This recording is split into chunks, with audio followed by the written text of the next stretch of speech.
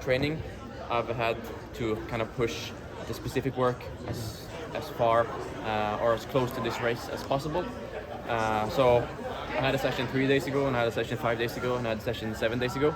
So every day and every session, you're kind of hoping it's going to be a little bit better. Yeah. So I'm very glad that my race was today and not yesterday. Yeah. So it's pretty good. I'm not really sure how to, explaining it, but it's definitely better than I was expecting in terms of fitness. But at the same time, it's kind of where it has to be. Yeah. So I'm very glad that I was able to do the training that I've been doing the last 3 months. But at the same time, that's what What's the next race on the calendar? I'm supposed to run in a couple of days, I think. But now I'm going back to Norway, and of course have to see how everything is holding up. But the plan is to run Brazil Games. And how's your wife feeling? I think she's feeling good, but she's definitely starting to feel that it's almost time for something to happen. I think she's due in a couple of weeks, so I think it's good to be in, nearby. I'm not going home, but I'm going in that part of the world. So I think that's looking forward to that. Because the field was this deep.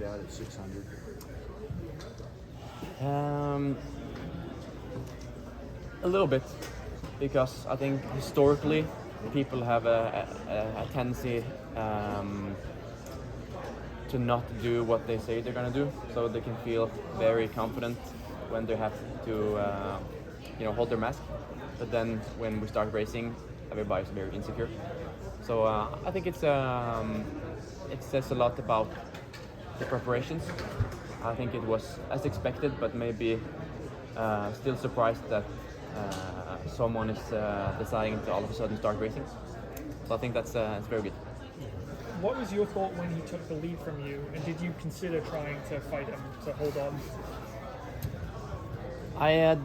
I tried to fight him, but I thought it was for me today was all more of a time trial. Then, of course, we're racing, but it's definitely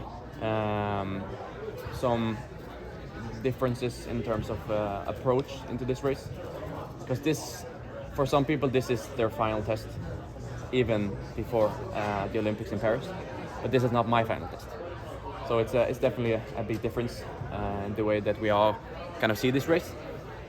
But it's a good fight, and it's some of my competitors have clearly taken a step in the right direction, but not a big step, not a big of a step that maybe is needed to be the favorite in Paris. But I think if anything, this is it's going to be an exciting summer. But yeah, for myself, I think it's very good. Is Kerr making that move so in an unexpected way, as you said? Does that make you reassess how you tactically train him? I said. Okay. He said that. Okay. It was a surprise, though. It made it sound like it surprised you somewhat that he made that move with 600. So does that make you reassess how tactically you would race him? Because the last couple of years, obviously, I have been the only one racing for many of the races. So when someone all of a sudden, decides to be or participate, other than just following, it's it's something different. So it's not surprising, but it's just something different, because I've kind of been racing myself, other than in championships where it's a little bit different. But this is a Diamond League, so you can tell that everybody is kind of working together in a little bit in a different way than we are in championships. Because in championships, even though the pace is fast, everybody's bunched up because everybody's trying to do something. But in Diamond League, even if it's a slow pace, people are always stretching out because they're trying to conserve energy. So the approach plays a big role. And yeah. Are you suggesting that Josh didn't show up to some of these Diamond Leagues in previous years? Because he ran a couple before Worlds last year. He was just further back. Very good. So what's the question? But I'm saying, like, you're suggesting that some people don't always show up to all these diamond leagues, and he did run to. What about the last time we were here? He wasn't there. I'm not saying anything, but it's like we all have different programs and different schedules that we all think suits us the best, or we all have to do, you know, what we feel doing. But at the same time, it's just the approach is different. The prioritizing is severely different. I'm here to, you know, do what I love, which is to race and compete. And I'm always going to do what's best for myself, and we always try to peak into the championships. But it's not always only about the championships. There's always a focus that, you know, I put a lot of energy into this race. I put a lot of energy into my home Diamond League, and, you know, in Monaco and Lausanne and all these different races. And for me, all the races are very important. But for some people, they're not so important. So it's just different. Where do you think the impact of this race kind of goes forward? Obviously, the whole world is behind on this. And you say in the press conference, does it have to be this race that we have to have the best of the best? So where does this one go along the lines of just the impact that it really had? Maybe a little bit surprised by the general level of fitness.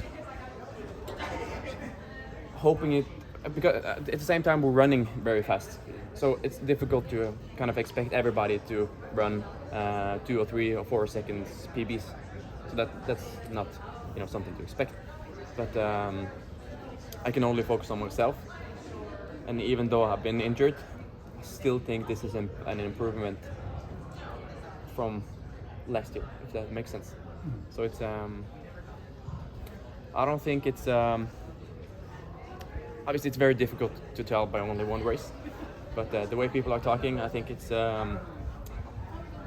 some should have done better, if that makes sense. But we can all have good days and bad days, we don't know. So that's why we have to, you know, just participate and compete multiple times, so we can all, you know, try to run as fast and do what we love as much as we can, because then we can kind of see who's the best. Jakob Ingebrigtsen. Kan du begynne på Bislett nå, da? Ja, absolutt. Du drar ikke dit for å